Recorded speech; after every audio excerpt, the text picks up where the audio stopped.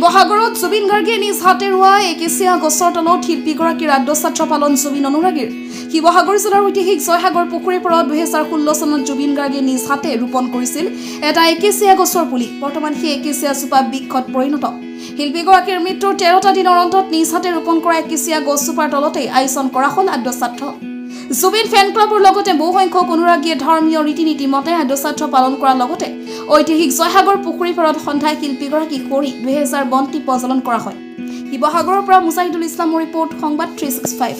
ৰাম কৃষ্ণ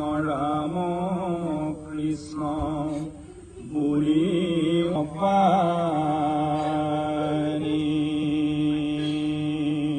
কৃষ্ণ কৃষ্ণ কৃষ্ণ অপৰাধ বিৰাখন্ত নাম নাৰায়ণ জানি নামে। আমি আজি জুবিন গাৰ্গ ফেন ক্লাব শিৱসাগৰে আমি নিজৰ মাজতে আমি জয়সাগৰ পুখুৰীৰ মাজত তেওঁ ৰুই থৈ যোৱা গছখিনি, আমি ৰোৱা গছখিনিৰ মাজতে আমি তেওঁৰ শ্ৰাদ্ধ অনুষ্ঠানটো আয়োজন কৰিছোঁ, অনুষ্টুপীয়াকৈ আয়োজন কৰিছোঁ। আমি কোনো বিশেষ বাহুল্য কৰা নাই, যিহেতু নিজৰ ককাইদেউ আছিলে, সেইকাৰণে সকামটো নিজৰ ঘৰত পতাৰ দৰে পাতিছোঁ।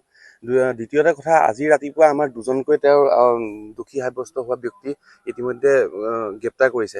অকল সেই দুজনে নহয়, তাৰ লগত হাঙু পাঙু হৈ বহুত মানুহ আছে। তাত এটা পাৰ্টি কৰা এটা সম্পূৰ্ণ গ্ৰুপ আছে, যিটো অলৰেডি এতিয়াও আছে, আপোনাৰ অসম ভাৰতৰ বাহিৰতে আছে। তাৰোপৰি বহুত লোক ভিতৰি জড়িত, বহুত ভিতৰৰ কথা বহুতে গম পায়। কিন্তু সেইসকলৰ ক্ষেত্ৰত উচিত যদি ব্যৱস্থা নহয়, তেতিয়াহ'লে এইবোৰ এজাত প্ৰহসন হ'ব এখন, তাৰ বাহিৰে একো নহ'ব। নাটক নহওক দাদাৰ এইটো কাৰণ অসমীয়াৰ আৱেগক হাত দিলে, গতিকে এইটো বিচাৰ গুৰুত্বপূৰ্ণ হ'ব লাগিব। জুবিন দাই 2016 চনতে ঐতিহাসিক জয়সাগৰৰ পশ্চিম পাৰত এইজোপা পিছফালে দেখিছে একেচীয়া গছজোপা ৰোপণ কৰিছিলে। তেখেতে সেউজীয়া ভাল পাইছিলে, এটা সপোন আছিলে জয়সাগৰক লৈ।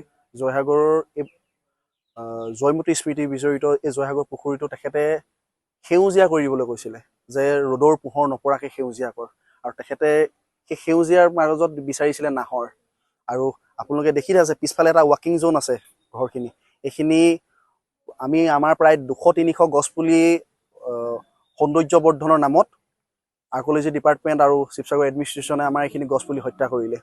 আমাৰ সপোন তেথাও আমি ৰৈ যোৱা নাছিলোঁ, আমাৰ সেই সপোন আমি বাস্তৱায়িত কৰিম। জুবিন দা এই বছৰে অহা কথা আছিলে, বা অহা বছৰৰ ভিতৰত তেখেতে অহা কথা আছিলে নাহৰ প্ৰজেক্টটো কমপ্লিট কৰিম বুলি কাৰণে, কিন্তু নহ'ল। আমি জুবিন অনুৰাগীখিনিয়ে সিদ্ধান্ত লৈছোঁ তেখেতৰ সেই আধৰুৱা সপোনখিনি আমি সম্পূৰ্ণ কৰিম বুলি।